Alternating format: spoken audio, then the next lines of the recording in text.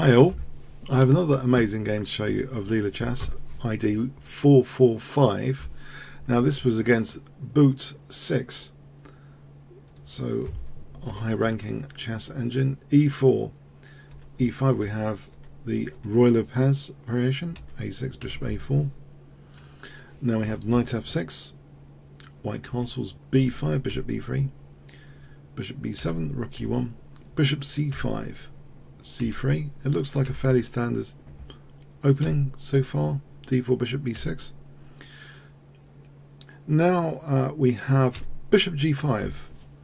So this is testing this bishop over here. It seems to be quite an annoying pin. And black tries to relieve that pin with H6. Bishop H4. Now in this position we have D6, which is stabilizing E5. It seems black's intention really is to play G5 under favorable circumstances. If G5 had been played here, then knight takes HG, bishop takes, black would be in a bit of trouble here actually in this particular position. For example, ED, E5. This is quite troublesome here, this position. So D6 is waiting for white to do something less relevant for this G5 to get another move basically.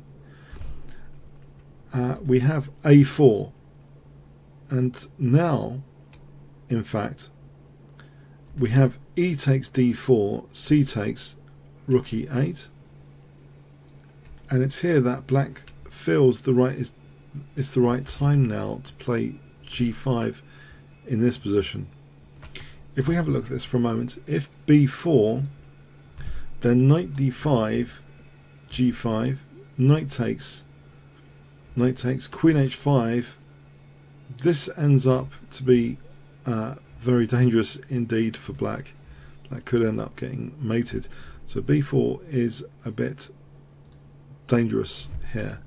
So we have this move G5 now in this position. So black has inserted quite a few different moves. So ED, putting pressure on E4, and now G5. So what would you do? Would you retreat the bishop, or would you consider capturing on G5? And if you did capture on G5, which piece would you use? Would you take with the knight or the bishop here? If I give you 5 seconds to pause the video, guess the move. Okay, it was actually taking on G5, but with the bishop. So you might think intuitively, hold on, that doesn't keep a nasty pin. It doesn't, does it? It doesn't keep a nasty pin, but it has other perks to it. The knight is ready sometimes to coordinate with the queen, for example. It does also mean D4 looks vulnerable. Immediately F7 is hit though. Now black addresses that. If black doesn't address that, then there's going to be trouble with knight takes F7 hitting the queen, and knight D6, and it doesn't bear thinking about. It's horrible, this kind of sequence. Black can't afford to lose F7 like that. White will end up with, this is an example variation, with a big advantage. So yeah, something has to be done about F7. And now guess what white plays? So it's basically, Leela's basically traded the opportunity of a pin for what seems to be only a temporary threat. Or is it? What else has knight G5 done? In fact, what else has A4 done? That's a bit of a clue. They've both done something subtle to white's position. And if you're a fan of the Budapest Gambit, that's a little clue. So anyway, white taps into a subtle thing that white has available. White's play, what would you play in this position? A great attacking move.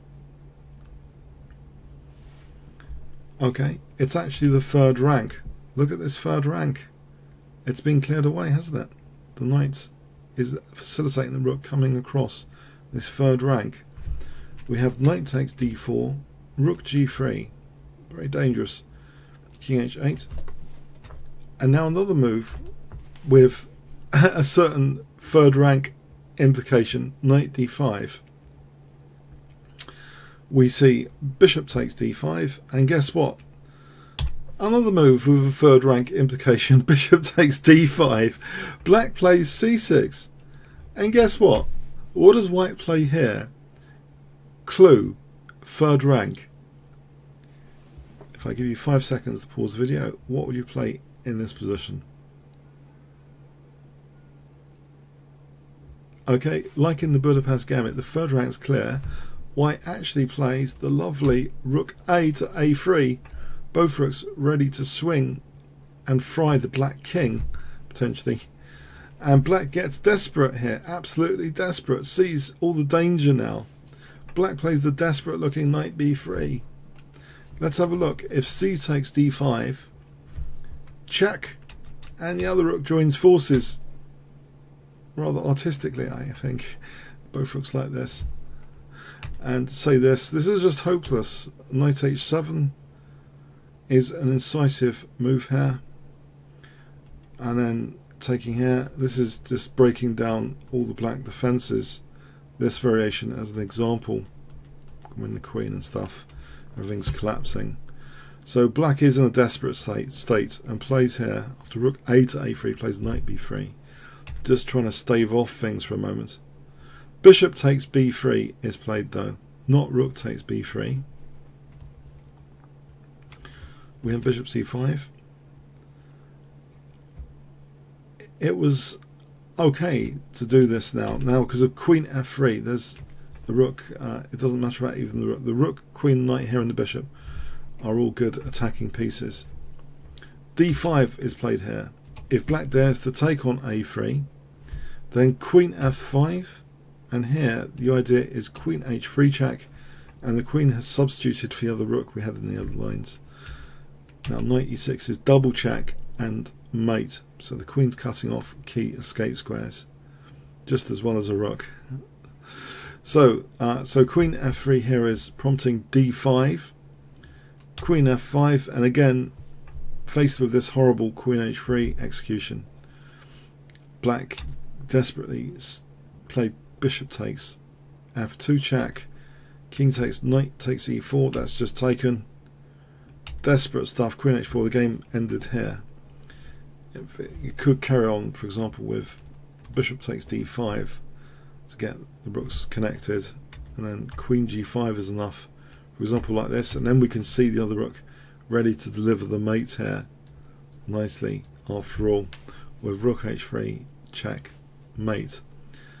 So that was how to kick the boot in for Booot6. The boot was kicked in well and truly. So I thought that was a very nice attacking game and a very interesting decision, I think, from a human instructive point of view about how we take on g5. Do we take for an intuitive looking pin, which is often our instinct, especially if d4 is going to drop, but there's a subtle characteristic of this position, that third rank switching rooks in. The rook lifts are glorified by this game, in my view, across the third rank.